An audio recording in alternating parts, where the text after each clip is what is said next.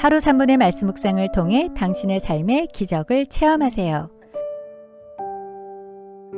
성령의 열매 7번째, 충성. 2명의 노벨 수상자를 키운 교수의 비결. 갈라디아서 5장 22절에서 23절. 오직 성령의 열매는 사랑과 희락과 화평과 오래 참음과 자비와 양선과 충성과 온유와 절제니 이 같은 것을 금지할 법이 없느니라. 마태복음 25장 21절. 그 주인이 이르되 잘하였도다 착하고 충성된 종아. 1947년 미국 시카고 근교에 있는 위스콘신의 천체 연구소에서 근무하고 있던 천체 물리학자인 챈드레이카 박사의 이야기입니다. 하루는 시카고 대학으로부터 겨울 방학 동안 학생들에게 고고 물리학 특강을 해 주십사 하는 요청을 받았습니다. 그는 흔쾌히 승낙했습니다. 그런데 몇 주 후에 그 대학에서 다시 전화가 와서는 고고 물리학 특강을 수강 신청한 학생이 2명밖에 안 되어 폐강해야 할 것 같다고 말했습니다. 그러자 박사님은 이렇게 대답했습니다. 학생 수가 적은 것은 아무런 상관이 없습니다.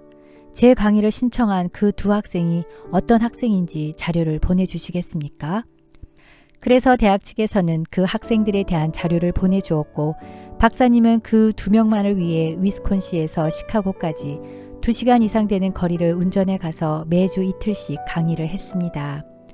그로부터 꼭 10년이 지난 후에 이 2 학생은 모두 물리학 분야에서 노벨상을 받게 되었습니다.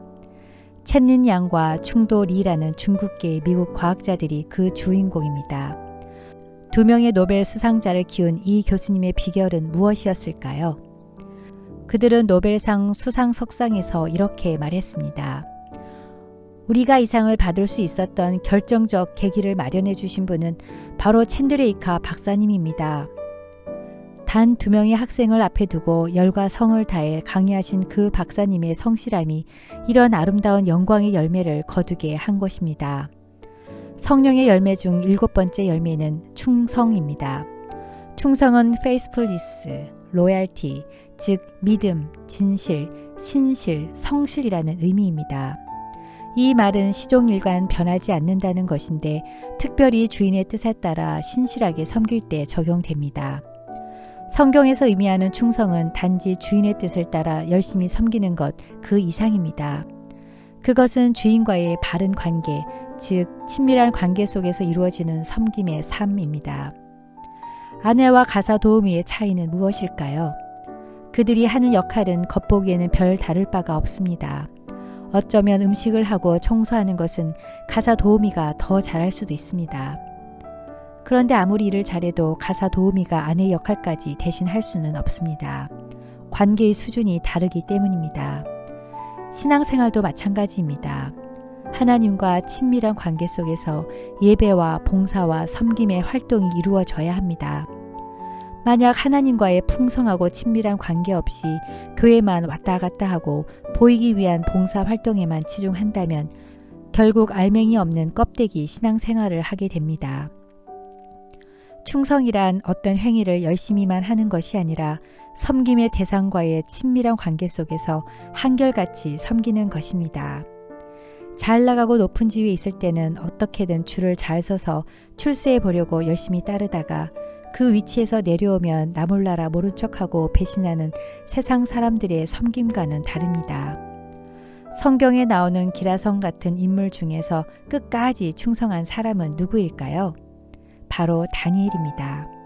다니엘은 나라를 잃고 억지로 끌려간 바벨론에서 숱한 어려움을 당하면서도 끝까지 하나님의 뜻을 따르며 그분을 섬겼습니다.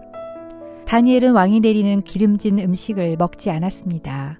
그리고 금신상 앞에 절하지 않으면 극렬히 타는 풀무불에 던져 넣겠다는 법령 앞에서도 다니엘과 세 친구는 하나님을 배신하지 않았습니다. 왕 외에는 아무에게도 기도할 수 없도록 조서를 만들었을 때에도 하루에 3번씩 창문을 열고 당당히 하나님께 기도를 드렸습니다. 하나님은 신실하시고 하나님을 사랑하고 계명을 지키는 자에게는 천대까지 복을 베푸신다고 약속하셨습니다. 신명기 7장 9절. 그런즉 너는 알라 오직 내 하나님 여호와는 하나님이시요 신실하신 하나님이시라. 그를 사랑하고 그의 계명을 지키는 자에게는 천대까지 그의 언약을 이행하시며 인애를 베푸시되. 그러나 사람은 이기적이고 자신의 욕망과 유익을 우선하기에 충성과 신실함은 온전히 사람에게서 나오는 것은 아닙니다. 신실하신 하나님을 만나고 하나님의 역사를 경험하고 성령님이 함께할 때 충성되고 신실해집니다. 모세는 원래 충성스럽지도 신실하지도 못했습니다. 혈기왕성하여 사람을 죽이고 하나님의 명령에 불충했지만 신의 산에서 하나님을 만나고 자신의 마음을 열어 말씀을 받은 뒤에 완전히 다른 사람이 되었습니다. 그 후 하나님께 변하지 않는 충성을 바쳤습니다. 하나님께 충성된 삶이 되려면 어떻게 살아야 할까요? 첫째, 주님의 뜻을 알고 그 뜻대로 섬겨야 합니다. 충성이란 주인의 뜻대로 사는 것이며 결코 나의 유익과 야망에 따라 봉사하는 것이 아닙니다. 인간의 뜻이 하나님의 뜻을 거스를 때 타협하지 말고 하나님의 뜻을 따라야 합니다. 둘째, 자신이 청직이임을 알고 모든 것을 주인을 위해 사용해야 합니다. 우리는 흔히 바빠서 기도할 시간, 성경 읽을 시간, 묵상할 시간이 없다고 합리화합니다.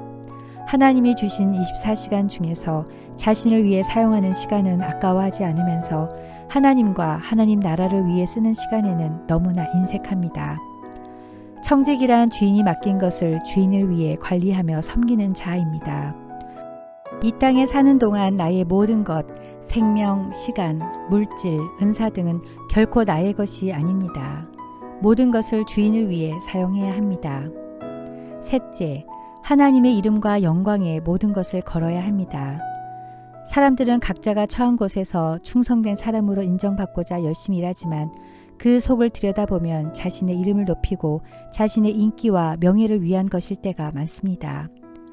다니엘은 권세와 능력과 영광을 주시는 분이 만군의 여호와 하나님이라고 당당하게 말하고 하나님을 높였고 자신의 삶을 통해 오직 하나님의 이름과 영광을 드러냈습니다. 그 결과 사자굴에서도 머리카락 하나 상하지 않고 살아났습니다. 우리 모두 신실한 다니엘을 본받아 하늘과 땅의 주인이신 하나님을 위해 끝까지 충성하는 성령의 사람이 되기를 기도합니다. 신실하신 하나님 아버지, 오늘 다니엘을 통해 하나님께 충성된 삶이 어떤 것인지 깨닫게 하심에 감사드립니다. 성령님과 더불어 주 안에서 주님의 뜻대로 섬기고 하나님이 부어주신 물질, 시간, 은사 등을 주님을 위해 사용하며 하나님의 이름과 영광을 높이는 충성된 삶을 살게 하소서.